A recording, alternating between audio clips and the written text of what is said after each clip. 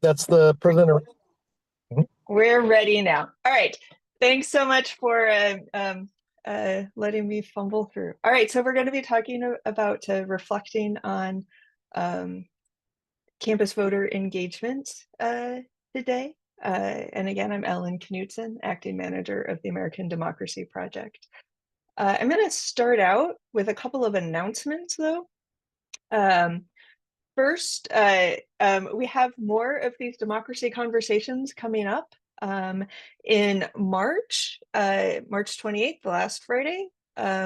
We will be talking about growing campus gardens and learning how campus gardens and arboretums can support sustainability, civic engagement, and ecological restoration. I'm going to pop into the chat links to where you can uh, um, sign up for that one. And then in April, we're going to be talking about advancing sustainability, discovering how higher ed can integrate the UN Sustainable Development Goals into civic learning. In that session, we'll be joined by folks from, sorry, I'm trying to post into chat at the same time and then was picking up the wrong thing.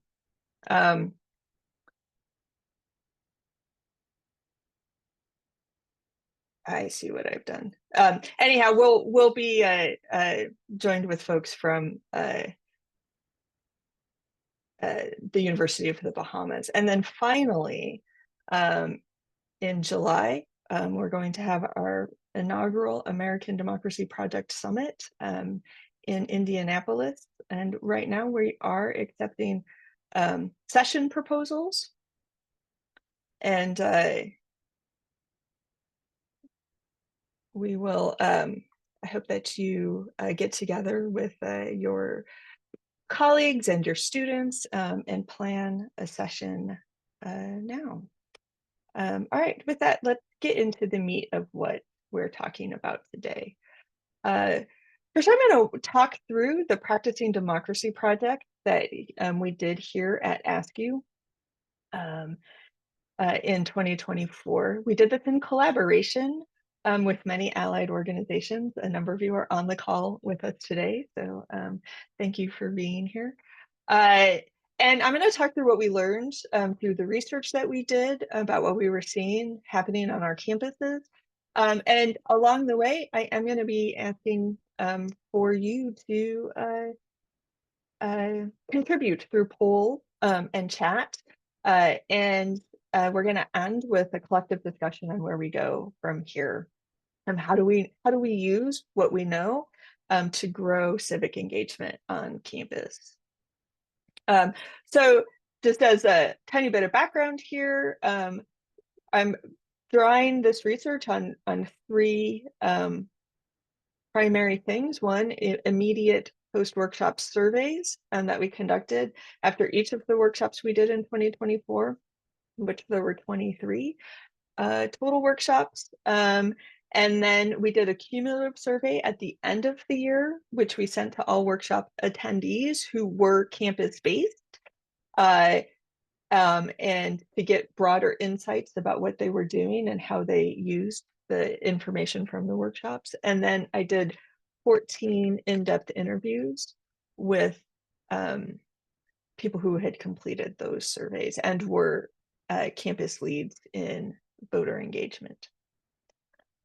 So of course, we also start out by counting, right? So the Practicing Democracy series convened 23 workshops from February through November of 2024. And these workshops were aimed at fostering civic engagement and enhancing democratic participation. The final workshop actually took place after the 2024 election, in which we focused on how we navigate the election outcomes and their implications for higher ed. And we're still navigating that now. Combined, these workshops engaged 774 participants of which about 600, a little over 600 were unique because over 50 people attended more than one of our workshops. And the participants represented 231 campuses and aligned organizations. And they really fostered cross-campus conversations, offering practical strategies for promoting civic engagement and also developing a community of practice. And that was one thing that I heard in the interviews in particular about how important knowing that you're not in this alone is. So in the immediate post-workshop surveys, we found a lot of high satisfaction with, folks saying they gained applicable knowledge to their work. Additionally, trying to saying that we're going to plan to apply what was covered, and feeling confident that they could accomplish those plans. But and those plans sort of ranged from sharing the information that they gained with others on campus to promoting voter education through campus-wide events and embedding civic engagement into the curricula. But when we went back and asked, well, what did you do in that final survey at the end of 2024? These were the common, there was more than these 9 that people did, but these were the most common. They were ones that over half of all of the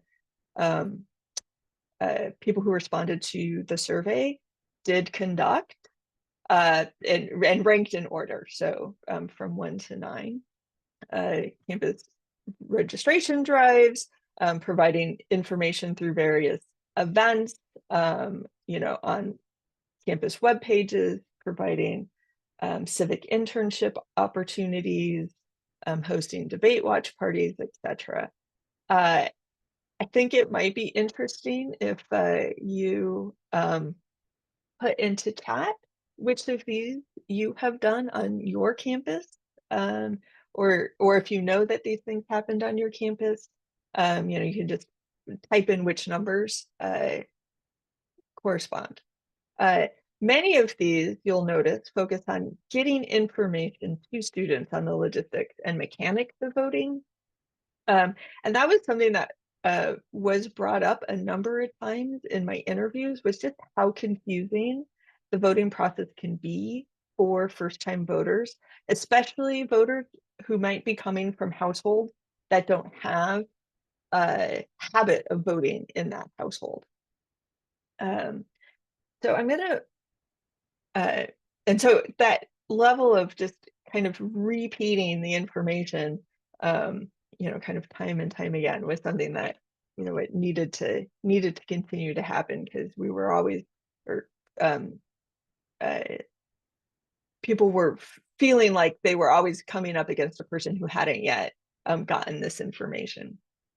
In the next section, I'm going to move on to what kinds of engagement strategies we saw around these activities. But I'm going to start out with a couple of poll questions. So these are the questions on the slide, and let me pull up the poll if I can find it in the list. There we go.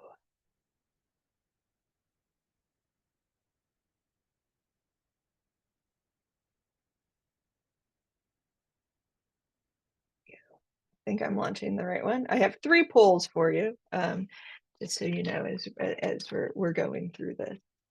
So first, if you're, on a campus, how do you rate your campus engagement efforts?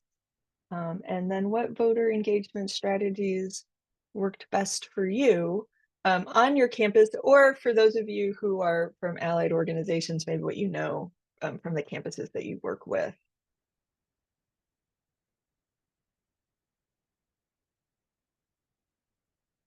And I'll let a few more answers come in.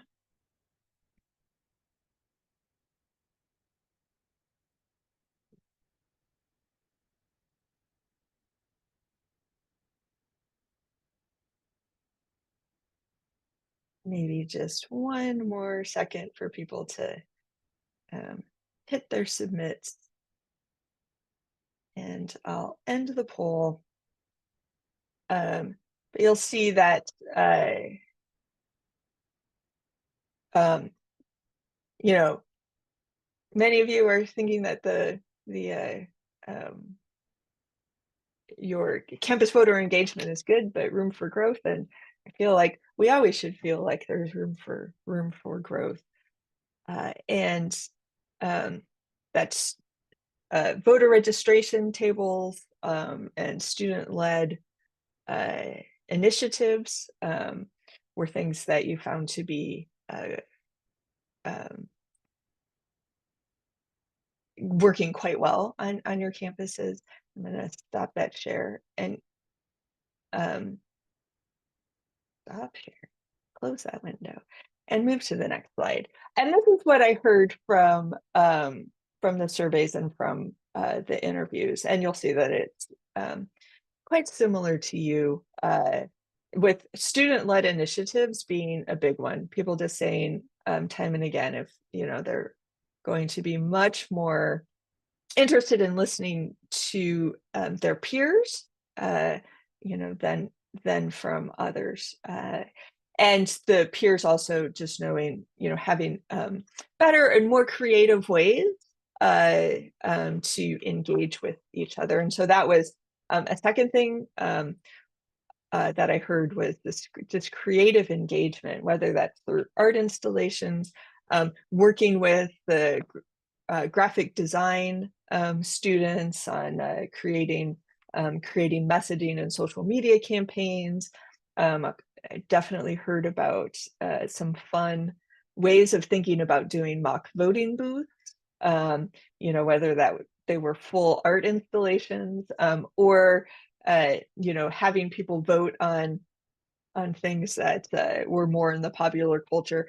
One example that I was given was sort of Barbie versus Ken, when it was not in this most recent election, but 2 years ago, with the Barbie movie in full swing. And then deliberative dialogues and debate watch parties, definitely hearing some interesting things coming out of the debate watch parties, where they were feeling like students had a moment where even if they weren't in agreement, so they, folks on, who were more aligned with the Democratic candidate and folks more aligned with the Republican candidate, were still able to have some conversations, within the debate watch party. And then collaborations with local election officials, and the way that relationship just builds, year to year. And then I'm going to run a question by you around challenges and support, um, because we have the things that work well, but then looking at what are the ways that, what challenges are we facing, and then what additional supports can help us with those challenges. So I've launched this poll for you.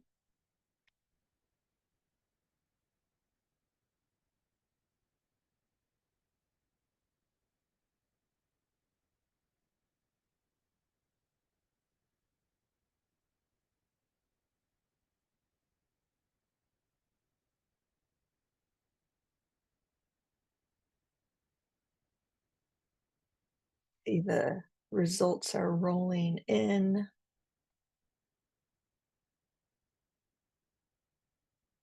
Whenever I'm doing Zoom polls, I always, feel sad that I don't have my Jeopardy music going.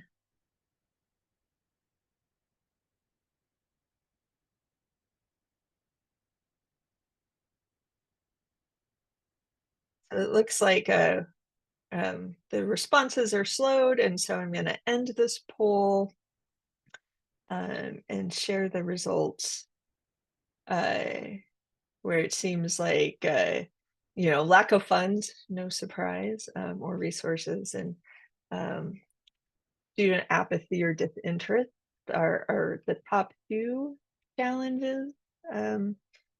But administrative or policy barriers and political polarization, faculty reluctance, all a bit equal. And then additional supports, of course, having more funding, figuring out the ways of better integration into the curriculum, or stronger student leadership involvement. And if we look at what I saw from others, you'll see that the challenges are very similar to the ones that you were there, in that budget constraints, and especially needing a need for full-time staff roles, or just having the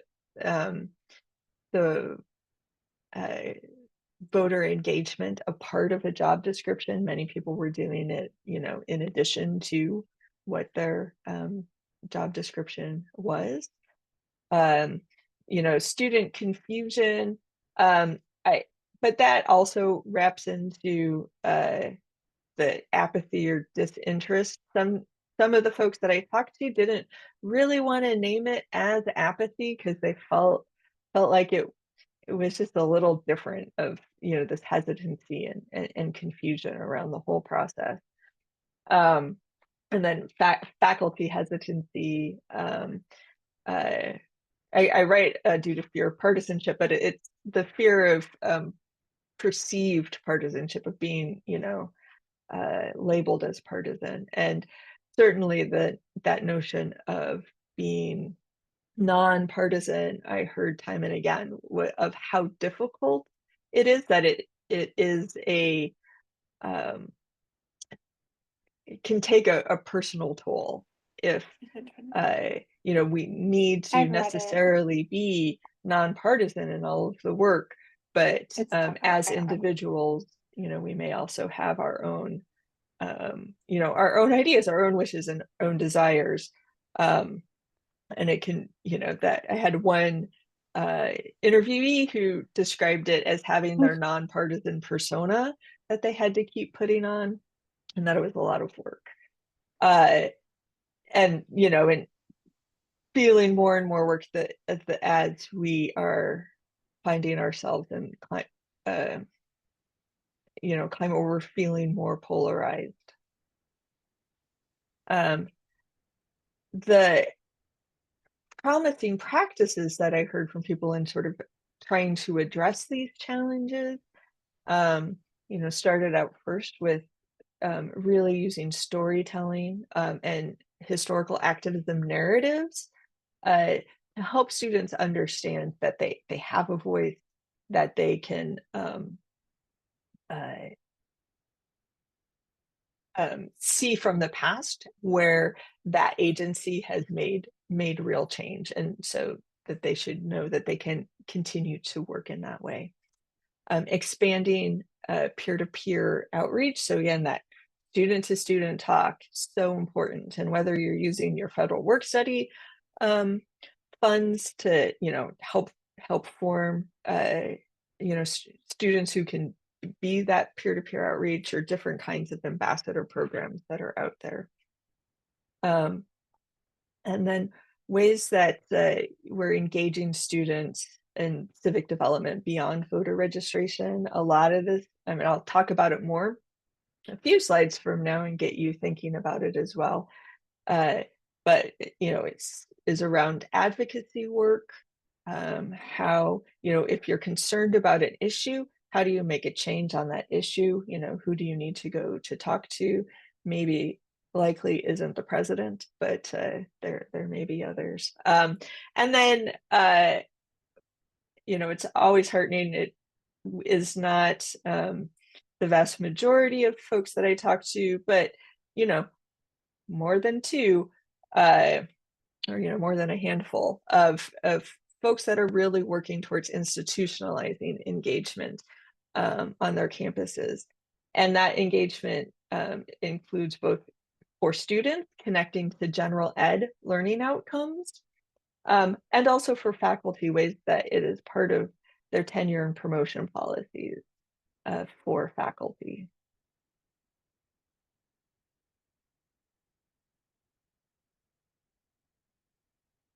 Um, Assessment and evaluation, of course, is a part of how we get um, through, uh, um, addressing challenges and starting to show how these promising practices are useful. And that assessment and evaluation we saw um, taking multiple forms with institutions using both qualitative and quantitative measures. Um, but with all of these things, there's challenges that we're facing. Um, so in the national data sets and standardized assessments, institutions are using the NSOLV data to track voter participation rates, and tracking it over time. Also using NESI data, Give Pulse, TurboVote. These were things. And then folks also mentioned using their all-in challenge reports as a way that they were putting this data together and having it in a a shareable format. They also are using pre and post-event surveys, collecting student feedback after different events, deliberative dialogues, debate watch parties, and also using team debriefs after these events. So with the students who are helping to plan the teams, getting them to debrief over, what worked, what didn't work, and using those things to evaluate the impact of all of the engagement activities.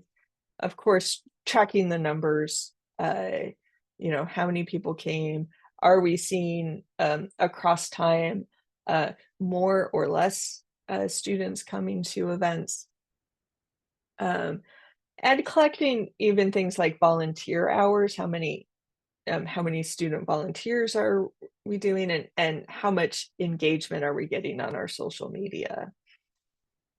And then as a qualitative researcher at heart myself, I always enjoy when places are trying to find ways where they can include student reflection and testimonial into their assessments. And so most of these were happening when it was a part of a course, so you could have assign it, but also then ways of conducting focus groups, especially with teams or student interns, to evaluate their experiences. And then a few interesting places where they had ways that people could leave journal articles as part, or journal entries or journal type entries as part of the event that then got collected and analyzed. But despite those efforts, we're still facing challenges in developing robust engagement evaluation systems. So one, just a lack of a comprehensive institutional framework, right? So campuses were noting that their assessment efforts seemed fragmented and maybe inconsistent year to year, due to the lack of, could be funds, could be staffing, but sort of institutional supports for the work, and difficulty of measuring a long-term impact. Easy to say who is coming to the event, and a little bit later what the registration rates or voting turnout rates are, but how are we measuring that as it is applicable to the broader civic development of students, is still something that people are struggling with. We're struggling with as well. Um, and then survey fatigue, always real, with institutions noting that students are over surveyed and getting low response rates on their assessments. But we can see that they using a combination of the national data sets, survey attendance tracking, student reflection, um, noting faculty involvement as ways that campuses are assessing their engagement initiatives. However, many institutions are still seeking better ways for measuring that long-term development. And so that's where I want to move to next, is that long-term development, that civic engagement beyond elections. And so we'll start with another poll question. This is the last one, which is, what are the aspects of civic engagement that you're using on your campus?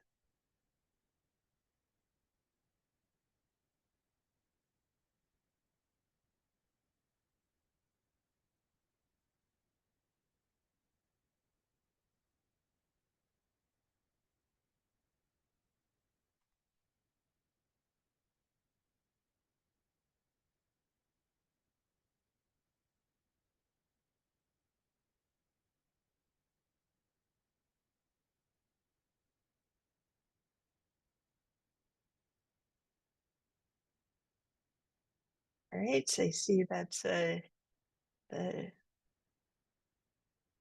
things are flowing, so I will end this poll, share the results. You can see that the community service and volunteerism, is the big thing, and then developing leadership um, things, but also folks mostly focusing on elections and voting.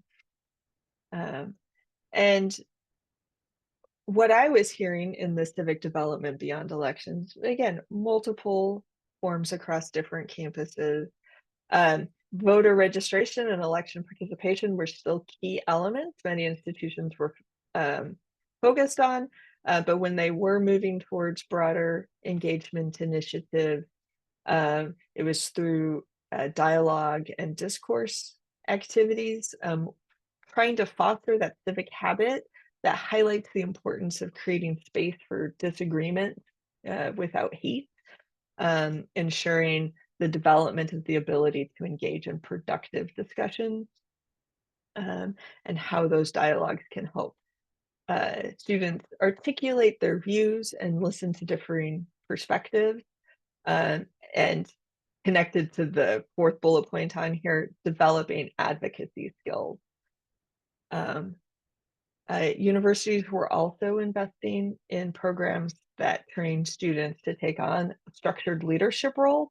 And this could be something that they're doing as part of their voter registration and get out the vote campaigns.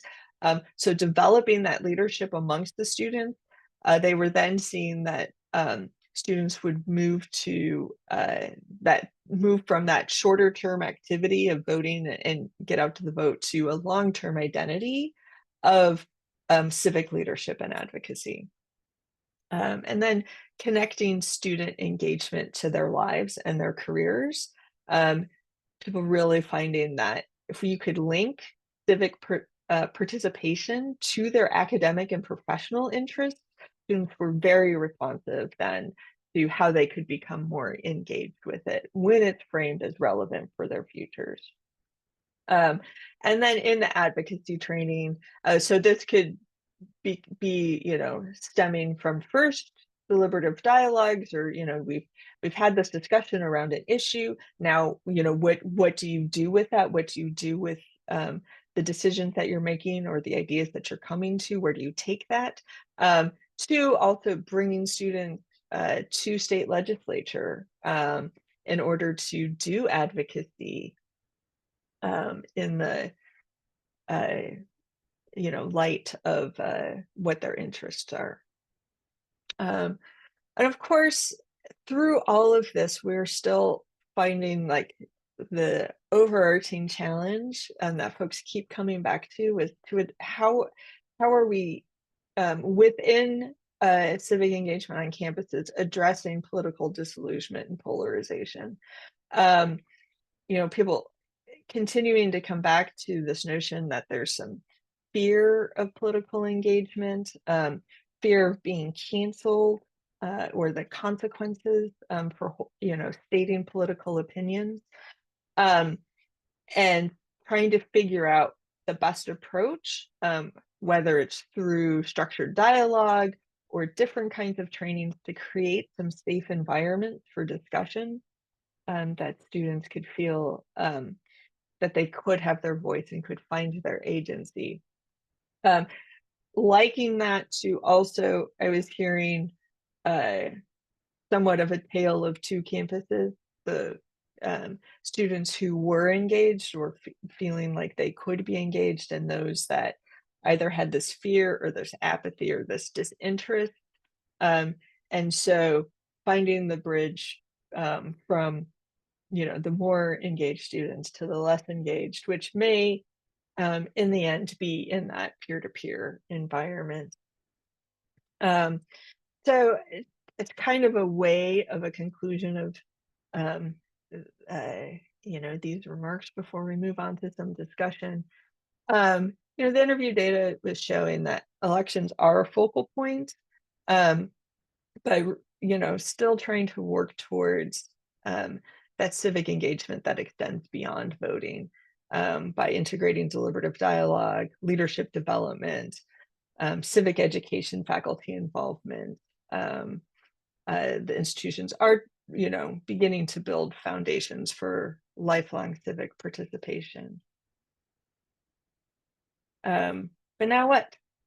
So I've been reflecting on, and you a little bit through the polls, the successes and challenges of voter engagement through the 2024 election cycle, looking at what worked and what obstacles we face, and the roles of student, faculty, and staff in this process.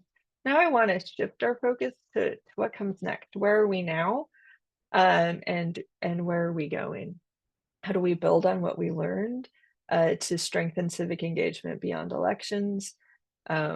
What strategies help us sustain student participation year-round in democratic life? And how do we ensure that our efforts are supported and recognized at the institutional level? What kinds of assessments do we need to tell those stories? So I hope that you'll join me into a dive in these questions in a conversation way, because I don't have the answers, but I always say we know more together than what we could ever know alone. So I have my next slide is just a series of questions, but what I'm gonna do is stop sharing, and I'm gonna post those questions into chat, so I can see your faces instead of just seeing my slides, and hopefully open it up for your thought.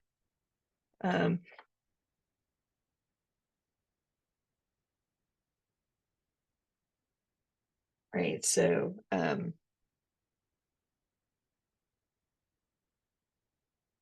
however you're feeling comfortable today, if you want to type into chat or just take yourself off of mute. And if we can start with we've gone through an election season, and how what strategies can we be using now for sustaining that student engagement.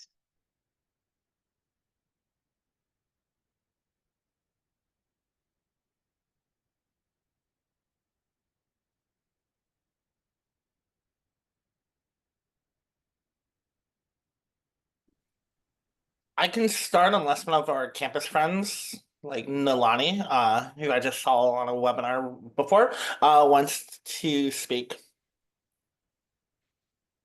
Sure. Thank you, Charles. I think I'm thinking more on the assessment and the storytelling to key stakeholders, specifically when we're trying to garner institutional support.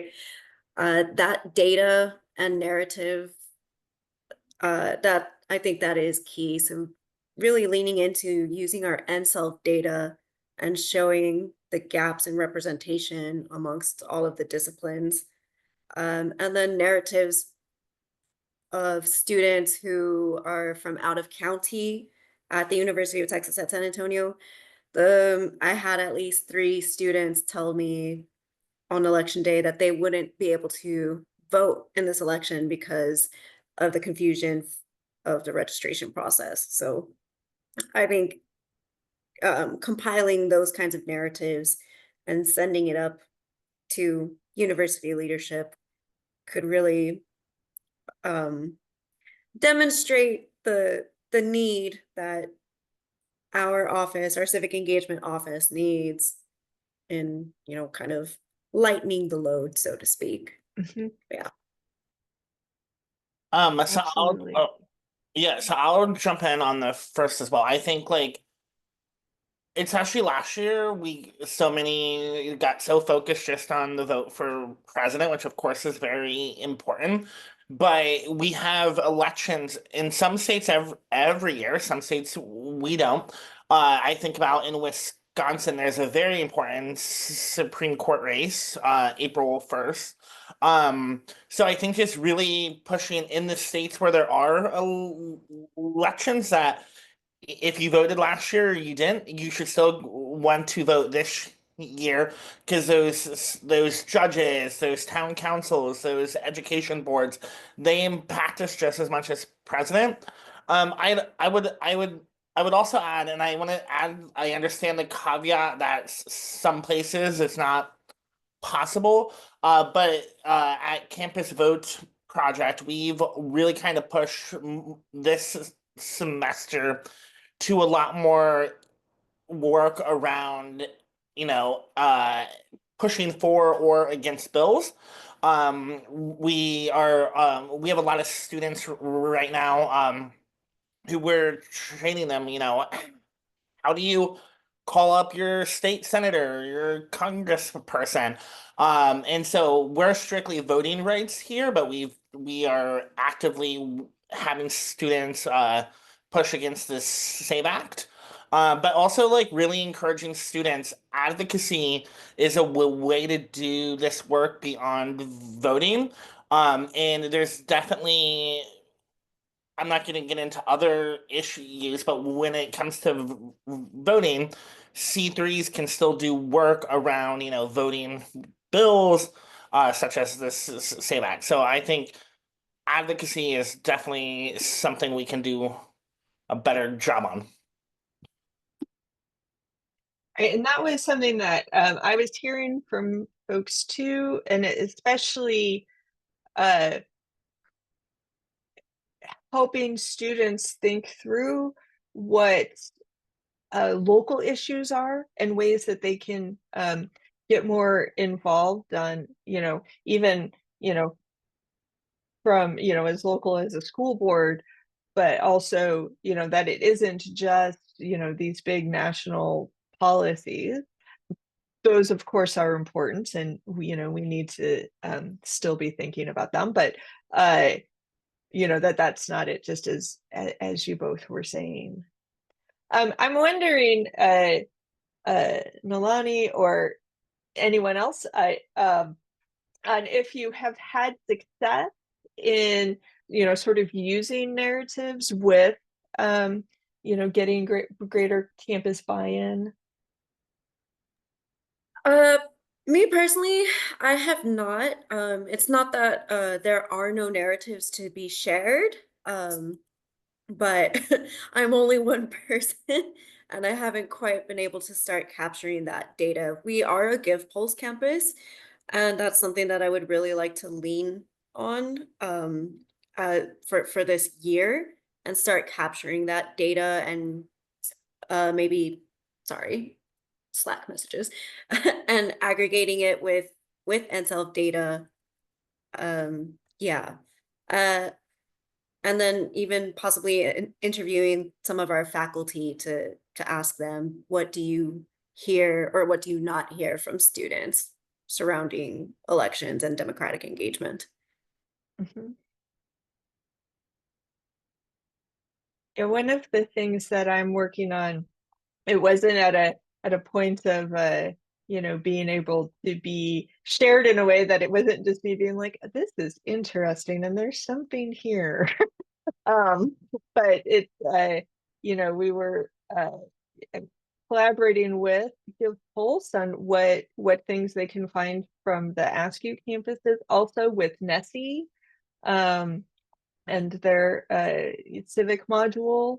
So what ASCU campuses are using that, and then also which campuses are a part of the Carnegie civic classification, and just all of these circles, right? And then I'm trying to see how they layer, where they overlap, and what we can learn from there. So there's definitely things there. And but it's because things can be even within the civic engagement realm, some levels of silos, right?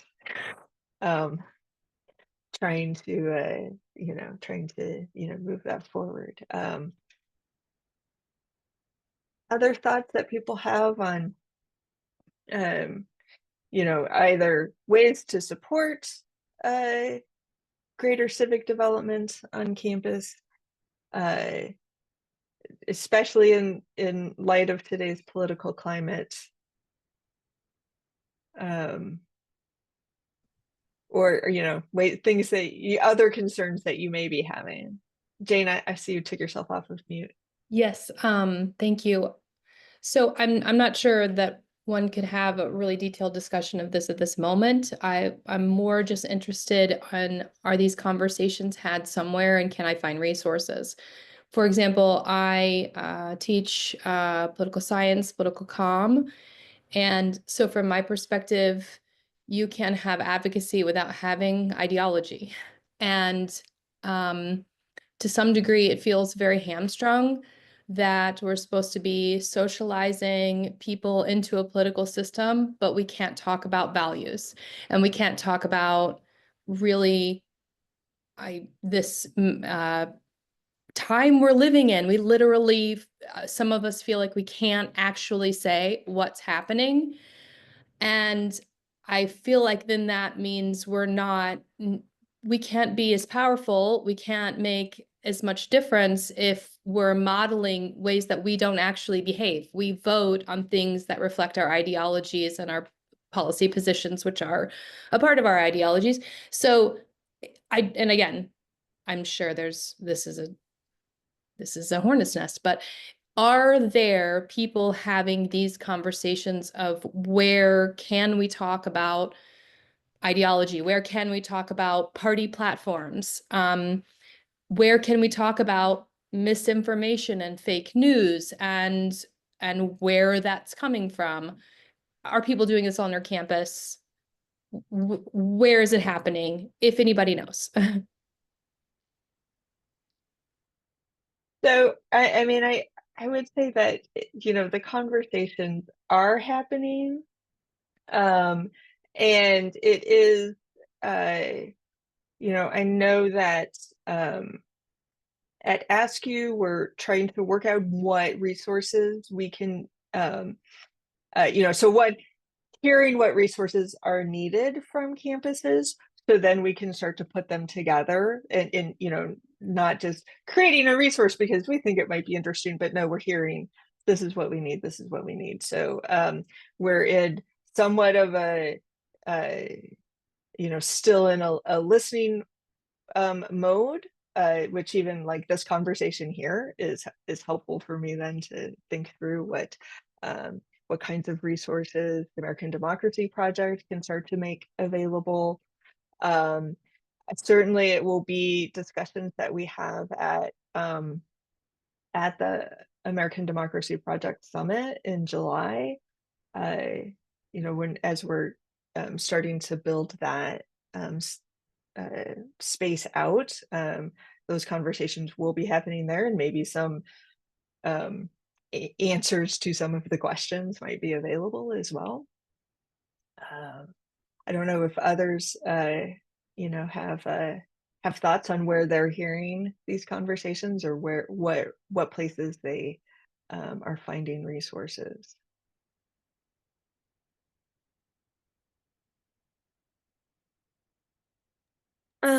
If it's helpful, Jean, UTSA actually did just open I have to read the sticker because I can't remember their name, a Center for Dialogue and Deliberation. And it's actually being coordinated by 2 professors in the Department of Communication. And I believe they use resources from the Center for Deliberative Dialogue, or the CDI.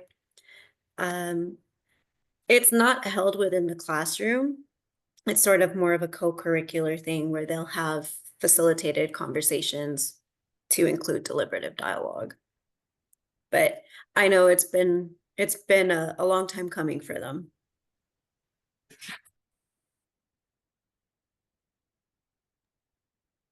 One And of where, the, go ahead. oh no, Stephen, go ahead.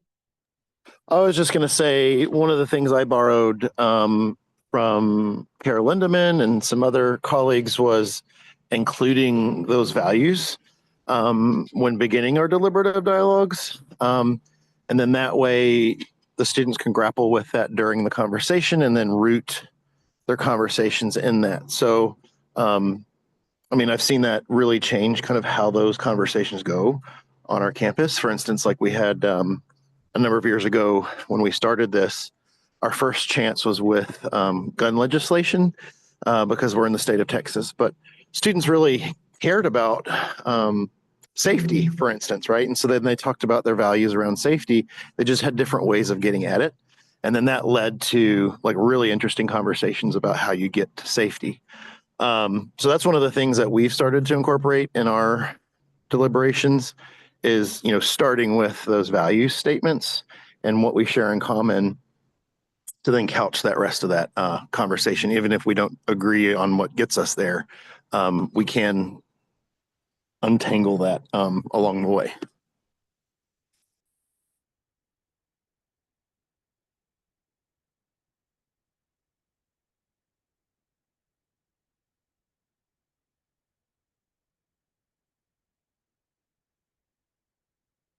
Right, so Nalani is posting in chat about Unify America. They were also one of the partners that we worked with last year. You know, there's many allied organizations out there, you know, who are there. And one of the things that I kept hearing also in the interviews was this importance of, you know, finding these networks of support, right? So finding the people that you can talk to, finding the allied organizations, so that you know, you're not doing it alone, right? And figuring out how are the ways that we can you know, still continue to do this very important work, because the need for it certainly is not diminished in any respect. We're coming, you know, towards the end of the hour that we allotted for this time, and I want to be mindful of everyone's time. I'm putting into chat, even though we all have survey fatigue, you know, an evaluation survey for this session. If you can take some time to fill it out, I would appreciate it. And I guess a final thought that I will leave you with, in terms of you know, ways that you know, we can you know, hold this space where we can develop, you know, support student civic development, you know, is that I think that, you know, looking towards the places where where it is happening, you know, looking at you know, who may have been in this call with you, you know, that I neglected to ask folks to introduce themselves, and it was, you know, somewhat of a intentional choice, but you know, knowing that you're not here alone. There are people who are in the same spaces, finding the ways that you can connect, whether that's through ADP, or any of the other allied organizations that are out there. We are in this together, and there are many people who are doing amazing things and will continue to do so. Um, so thank you all for being here with us today. And if anybody has any of their own final thoughts, please share.